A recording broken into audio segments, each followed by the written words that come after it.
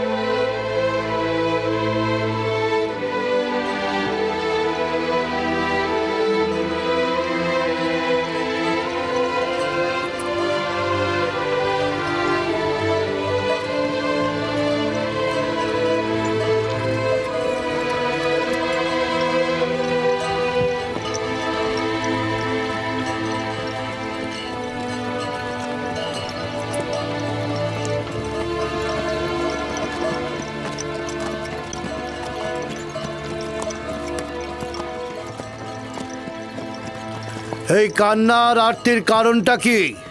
যদি আমার বিক্রেতাদের সঙ্গে খোদা হাফেজি করতে পারতাম, কেউ আমার সাথে খোদা হাফেজি করলো না। আজব, আমি তো তাদের মধ্যে তোমার জন্য কোনো দয়াই দেখলাম না, আর তোমারও তো তাদের জন্য ভয় ছাড়া আর কিছুই ছিল না। আর তুমি কিনা তাদের সাথে খোদা হাফেজ করার জন্য ব্যাকুল। এটা কি ধরনের আসক্তি? যদিও তারা আমাকে অনেক ঘৃণা করে, কিন্তু আমি তো তাদেরকে অনেক ভালোবাসি। তোমার জন্য এটাই ভালো হবে অতীতের সবকিছু ভুলে যাওয়া, কারণ আজ থেকে তুমি আমার গোলাম।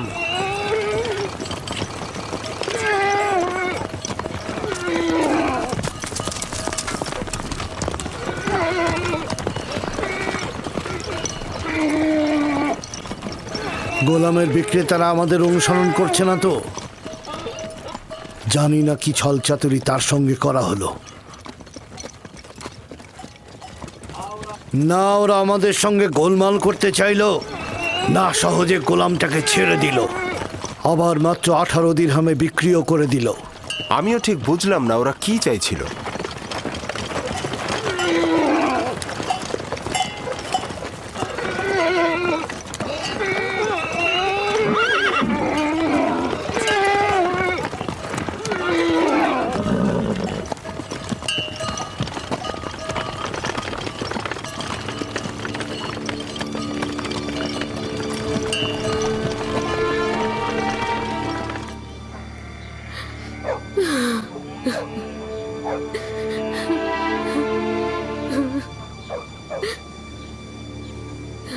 অনুভব করছি ইউসুফের অবস্থা ভালো নয়।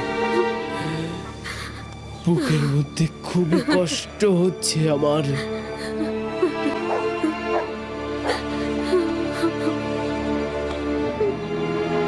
আরেকটা দিন শেষ হতে চলল। ইয়াকুব এখনো অপেক্ষায় বসেই আছে। যদি খোদাবন্ধ সদয় হন তো তবেই ইয়াকুব শান্ত হবে।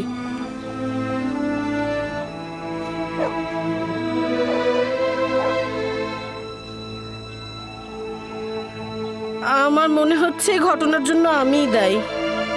খোদাবন্ধ আমাদের ক্ষমা করুক। আমি শুধু চেয়েছিলাম ইউসুফ যেন নেতৃত্ব না পায়, ও কতল হোক এটা আমি চাইনি। ইয়াকুব নবী বিশ্বাস করছে না, কিন্তু ইউসুফ তো কতল হয়েছে।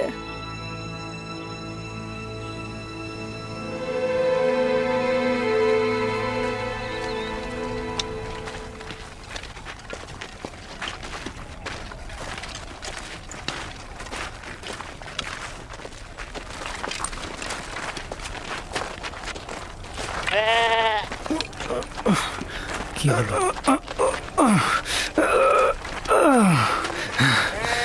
কি হয়েছে? হ্যাঁ,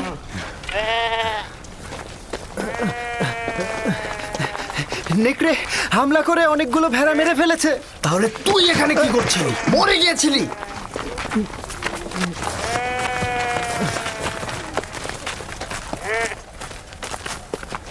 নেকড়ের সংখ্যা অনেক ছিল আর আমি সেখানে একা ছিলাম। কয়েক দিক থেকে আক্রমণ করেছে। এখানে আমার দোষটা কি? আজ পর্যন্ত নেকড়ে একটি ভেড়াকেও মারতে পারিনি। আজ এমন কি হলো? আরো অনেক কিছু ঘটবে। এখন থেকে আরো অনেক বালা মুসিবতের জন্য অপেক্ষা করো। একে একে আরো অনেক বাধার সম্মুখীন হব আমরা। এটা তো মাত্র শুরু, আরো কত বাকি আছে। নেকড়েগুলো যে আমাদের হামলা করেনি এটাই তো অনেক। আমি তোর কথা সহ্য করতে করতে ক্লান্ত হয়ে গেছি।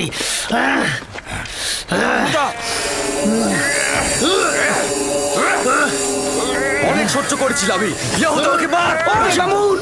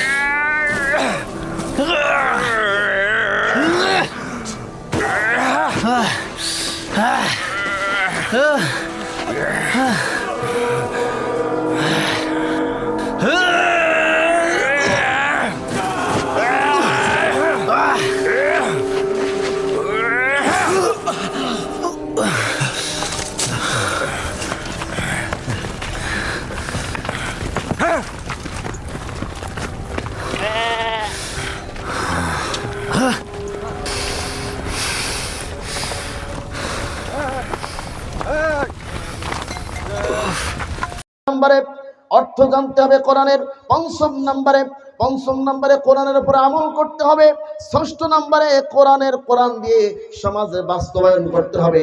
এই কোরআন দিয়ে সমাজ যদি বাস্তবায়ন করতে হয় তাহলে কোরআনের পথে আমাদের ব্যয় করা লাগবে, সময় দেওয়া লাগবে, জানমাল কোরবানি করা লাগবে কিনা কথা বলেন।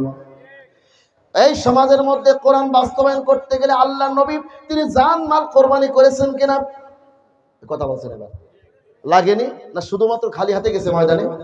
কথা বলেন। আল্লাহ নবী মুহাম্মদ সাল্লাল্লাহু আলাইহি ওয়াসাল্লাম তিনি ময়দানে গিয়েছেন, সাহাবীদেরকে বলেছেন, ও আমার সাহাবীরা, তাবুকের যুদ্ধের ময়দানে যেতে হবে। যুদ্ধের ময়দানে কয়টা জিনিসের প্রয়োজন হয়? জান আর মাল। কয়টা জিনিস? কথা বলেন, কয়টা জিনিস? যুদ্ধ শুধুমাত্র ময়দানের লড়াই না। এটা আপনারা মাহফিল দিচ্ছেন, এটাও একটা লড়াই, এটাও একটা যুদ্ধ, এটাও একটা সংগ্রাম। কথা বলছেন না কেন আপনারা? এটাও যুদ্ধ, এটাও সংগ্রাম। কারণ কোরআনের কথা বলার জন্য পরিবেশ তৈরি করা এটাও একটা সংগ্রাম, এটাও একটা প্রচেষ্টা। কথা বলুন ঠিক কিনা আমার ভাইয়ের, আমার বন্ধুরা আমার? তাহলে আল্লাহ নবী তাবুকের যুদ্ধের ময়দানে যাওয়ার আগে সাহাবীদেরকে বললেন, ও আমার সাহাবীরা, তোমাদের কার কাছে কি আছে তোমরা সকলে দান করো, তোমরা সাদাকা করো। আল্লাহর নবীর সাহাবীরা, সমস্ত সাহাবীরা দান সাদাকা শুরু করলেন, সকলেই দিলেন। আল্লাহর নবী মুহাম্মদ সাল্লাল্লাহু আলাইহি ওয়াসাল্লাম সর্বশেষ আবু বকরকে খুঁজলেন, আবু বকরকে খুঁজে পেলেন না। পরিশেষে পেলেন, পেয়ে বলছে, আবু বকর তোমার চোখে পানি কেন? তোমার দাড়িটা ভিজে গেছে কেন? আবু বকর বললেন, ইয়া রাসূলুল্লাহ সাল্লাল্লাহু আলাইহি ওয়াসাল্লাম, অমুক সাহাবী এত দিয়েছে, আমি সামান্য সম্পদ এনেছি, আমার বাড়িতে কিছুই নাই। যা কিছু ছিল জাগতিক সম্পদ বলতে যা কিছু বোঝায় সব আপনারা কদম মোবারকে হাজির করেছি। আল্লাহর নবী বললেন, ও আবু বকর, সাহাবীদেরকে বললেন, ও আমার সাহাবীরা, তোমরা সকলেই মিলে যে পরিমাণ দান করেছো সমস্ত সাহাবীদের দানের তুলনায় আমার আবু বকরের দান আল্লাহ পাক রব্বুল আলামিন তার দানে বেশি খুশি হয়ে গেছে। কারণ সুবহানাল্লাহ। আমার ভাইয়ের, আমার বন্ধুরা আমার, এই জন্য কোরআনের পথে সাদাকা করা এটা একটা জিহাদ, এটা একটা লড়াই। কথা বলুন ঠিক কিনা? শুধু তাই নয়, আল্লাহর নবী মুহাম্মদ সাল্লাল্লাহু আলাইহি ওয়াসাল্লাম তিনি বলতেছেন, তোমাদের আব্বা আম্মার কবরে চলে গেছে, তারা মারা গেছে, তারা জাহান্নামের আগুনের ভিতরে জ্বলতেছে। এটা নবী বলতেছে। তারা জাহান্নামের আগুনের ভিতরে জ্বলতেছে। জাহান্নামের আগুন যদি তোমরা নিভাইতে চাও, জাহান্নামের আগুন যদি তোমরা মিটে দিতে চাও, তাহলে তোমাদেরকে সাদাকা করতে হবে। আল্লাহর নবী বললেন, আগুন যেমনি ভাবে পানিতে নিভিয়ে দিতে পারে, ঠিক তদ্রূপ তোমাদের মায়া বাপের কবরের আযাব, কবরের আগুন সাথে সাথে সাদাকা করার সাথে সাথে নিভে যায়, সাথে সাথে ওটা বন্ধ হয়ে যায়। সুবহানাল্লাহ। আমার ভাইয়েরা, শুধু তাই নয়, আল্লাহ নবী মুহাম্মদ সাল্লাল্লাহু আলাইহি ওয়াসাল্লাম আরো বললেন, কোন ব্যক্তি যদি দান সাদাকা করে তার বড় বড় রোগ অনেক মানুষ আছে হসপিটাল ক্লিনিকে প্রতিদিন চলে যায়, প্রতিদিন 100 টাকা 200 টাকা, এমন কোনো মাস নাই যে 5,000 6,000 10,000 টাকা খরচ হয় না ঔষধের পেছনে।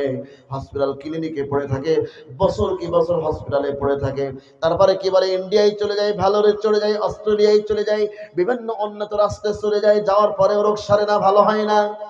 আল্লাহর নবী বলেছেন, তোমার রোগ ভালো হয় না, তুমি সাদাকা করো, তুমি দান করো, আল্লাহ পাক রব্বুল আলামিন তোমার বড় বড় রোগগুলিকে শিফায়ে কামিলা দান করবেন। সুবহানাল্লাহ।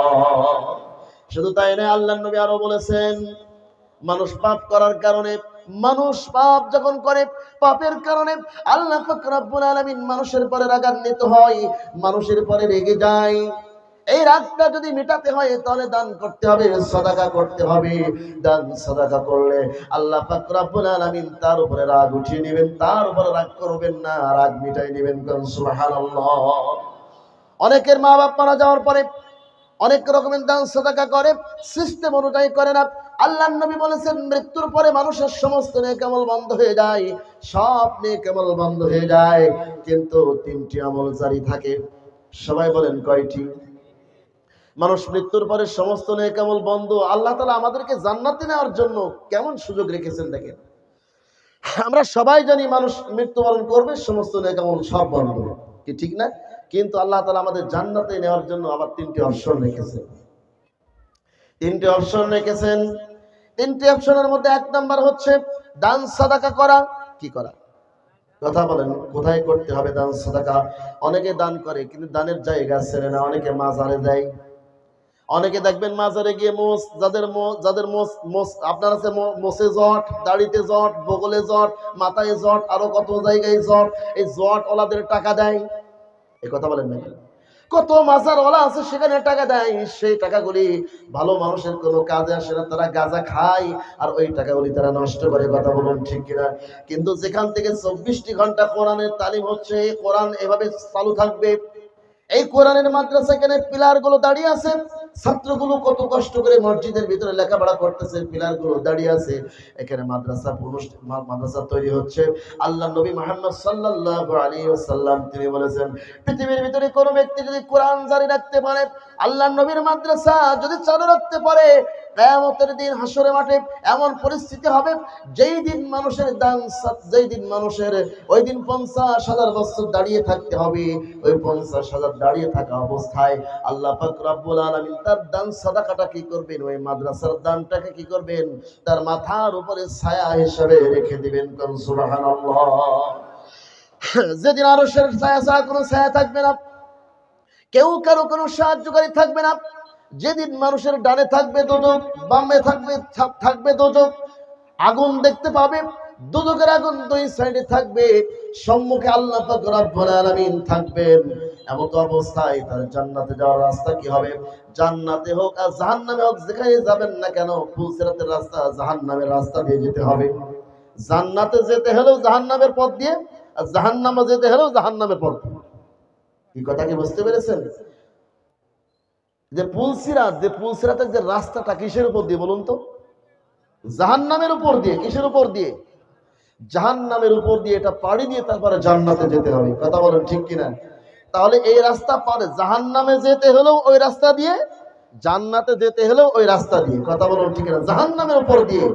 এই কঠিন বিভীষিকাময় এই রাস্তা প্রত্যেকটি মানুষকে পার হতে হবে। কথা বলুন ঠিক কিনা? ওই দিন কেউ কারো কোনো উপকার করবে না, ওই দিন প্রত্যেকটি মানুষকে পার হতে হবে। যার যেমন আমল, সেই আমল অনুযায়ী তার কাছে আলো জ্বলবে, বাতি জ্বলবে। ওই বাতি দিয়ে ওই ব্যক্তি পার হয়ে জান্নাতুল ফেরদাউসে পৌঁছে যাবে। সুবহানাল্লাহ। মনে করবেন একজনের বাতি দিয়ে আর একজন পার হয়ে যাবে, না না, দেখা যাবে না। যার যার আলো নিয়ে সে পার হবে। ওই রাস্তা প্রত্যেকটি মানুষকে পার হতে হবে। হাফেজ, মাওলানা, মুফতিকারী, সাধারণ মানুষ, প্রধানমন্ত্রী সহ শুরু করে ভিক্ষুক পর্যন্ত সকলকে পার হতে হবে ওই রাস্তা। আপনার আমার যদি জান সাদাকা থাকে, তাহলে এই মসজিদ, মাদ্রাসা, আপনার আমার ওই রাস্তা বিদ্যুৎ গতিতে পার করে জান্নাতে পৌঁছে দিবেন। সুবহানাল্লাহ। অনেকের আব্বা আম্মা মারা গেছেন, কবরে চলে গেছেন, তাদের উপার্জিত সম্পদ তাদের তৈরি করা চেয়ার ব্যবহার করতেছি, তাদের তৈরি করা ঘরে আপনি আমি ঘুমাচ্ছি, তার তৈরি করা খাট পালঙ্কের উপরে আপনি আমি ঘুমাচ্ছি, তারই খরিদ করা জমিন থেকে ফসল উৎপাদন করে আপনি আমি খাচ্ছি, বাপের হাতের লাঠি, বাপের হাতের গরু, বাপের হাতের সব কিছু সম্পদ ব্যবহার করছি, কিন্তু আজকে বাপ নাই মা নাই, তারা চিরতরে বিদায় নিয়ে চলে গেছে। তাদের জন্য অনেক সন্তান আছে, দোয়া করে না, সাদাকা করে না।